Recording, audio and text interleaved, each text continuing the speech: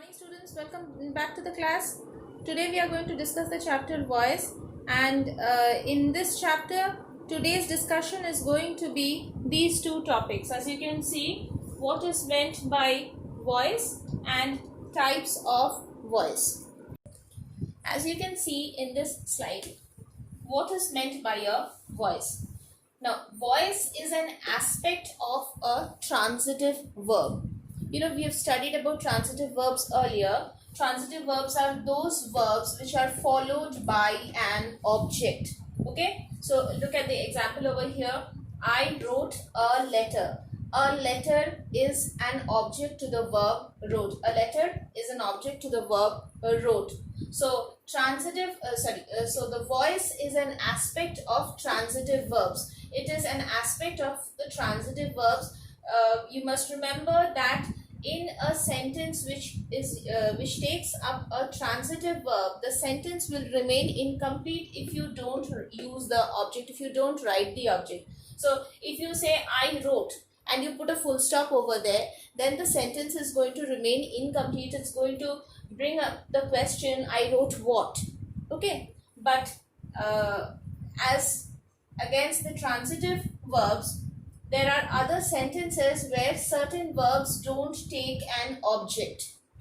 For example, he slept until late. So if you omit it, there is no object that is following the verb slept. Okay, sleep is an example of an intransitive verb, and therefore it does not require an object. If you notice, if you want to end the sentence at slept also, you will notice that it still makes sense. Unlike the first sentence, I wrote a letter, if you omit a letter, the sentence does not make any sense. The second subheading to be discussed today is types of voice. As you can see, one has been written as active voice and the other is passive voice. Now, what is active voice? If you see over here, the subject in the sentence will be active. The subject will be actively performing the action, and the object will be receiving the action or the consequence of the action. So if you take this example, Ravi wrote a letter. What is the subject over here? Ravi is the subject. Ravi is the doer of the action. So in this case, we can see that the subject is actually performing the action. The subject is performing the action of writing the letter. Here Ravi is the subject. So Ravi is active and is performing the action of writing the letter. A letter over here is the object. So the letter in itself is not doing any work. It is the subject who has performed the action of writing the letter. So what is the summary of this slide? We can see that therefore the verb is active. The verb is in the active form. It is in the active form. The second point is that the action is expressed directly. Okay, so what is the action? The action of writing the letter, it has been expressed directly. And the third point is the emphasis lies on the subject and not on the object. Over here, Ravi wrote a letter. The emphasis is on the subject. Who did the work? That is where the emphasis lies, and not on the object, which is a letter. The next type of voice that we are going to discuss is passive voice. Now, what is meant by passive voice? In passive voice, the subject is not active. That is the primary thing to be remembered. The subject receives the action, or we can say that the subject is not active. The object of the sentence in active voice becomes the subject in passive voice. Okay, if you remember the previous sentence that I had written, Ravi wrote a letter. In that case, the subject was Ravi and the object was a letter. Now look at the sentence over here. What is the subject here? A letter. A letter in sentence 1, in the previous example that I had given, Ravi wrote a letter. Over there, a letter was the object and that object becomes the subject in passive voice. So we can see that the object of the sentence in active voice becomes the subject in passive voice.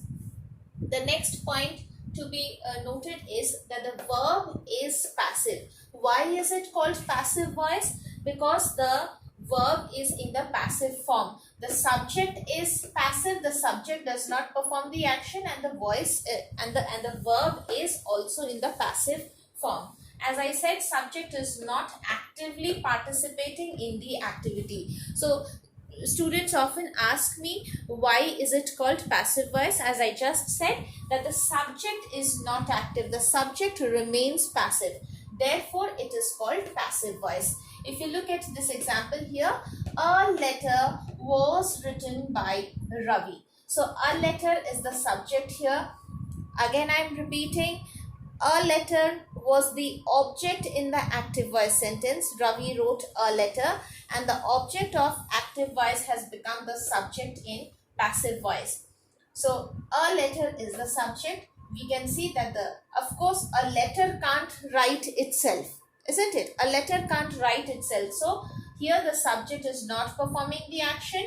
Instead, the subject is the result of the writing activity. Because Ravi wrote it, the letter got created. So the letter has got its existence because of the writing activity, or we can say it is the resultant outcome of the writing activity. Now look what happens over here in this conversion. In the active voice, the sentence was Ravi wrote a letter. This was the structure, subject, verb and object. What happens in passive voice is the object of active voice becomes the subject in passive voice. The subject in active voice becomes the by agent. We must remember that it is not object becomes subject and subject becomes object. This is not the object, this is the by agent. In the passive voice, we have a by agent, that is performed by whom. And the verb usually takes up the participle form. Here the verb is past tense, simple past tense, therefore here it is going to be written in the past participle form. So wrote was the verb here, wrote becomes was written. Was is the auxiliary verb of be, past form of be, and written is the past participle. So let me discuss some more sentences with you. In the active voice, the sentence reads, I read the book. In the passive voice, the book of the object of active voice becomes the subject. The book was read by me. I becomes by me. In the second example, we played football. So football is the object in the active voice. Football becomes the subject in passive voice. Football was played by us. We becomes by us. By us becomes the by agent.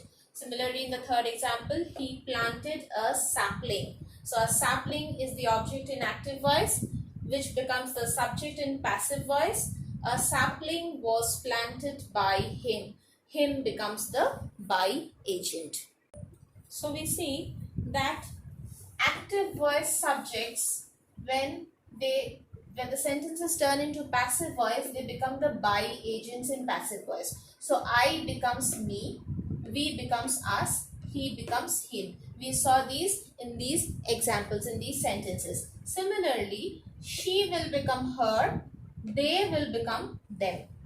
However, the pronoun, the second person pronoun you will remain you. There won't be any change in you. This is going to remain the same. Students, I am at the last part of today's class. Note that in the beginning of the lesson, I had said that voice is an aspect of transitive verbs. Therefore, we can conclude that there will be no change of voice in sentences with intransitive verbs. Okay, so the example, he sleeps soundly. Now the word soundly is actually an adverb. It is not an object. How? Think about it. Soundly is an adverb. It modifies the verb sleeps. It tells us how the subject sleeps. So it is modifying the verb, it is telling us more about the verb. Hence, soundly is not an object. And because it is not an object, this sentence will not have any passive form. Children, with this I come to the end of today's class. I hope these topics which I discussed today, they are well clear with you. I'd like you all to revise this portion, watch this video again if you have any doubts, and work out some exercises and some sentences on this topic. I will soon be coming with the rules of changing the voices from active to passive and passive to active. Students, with this I end my class today. Have a nice day and stay safe.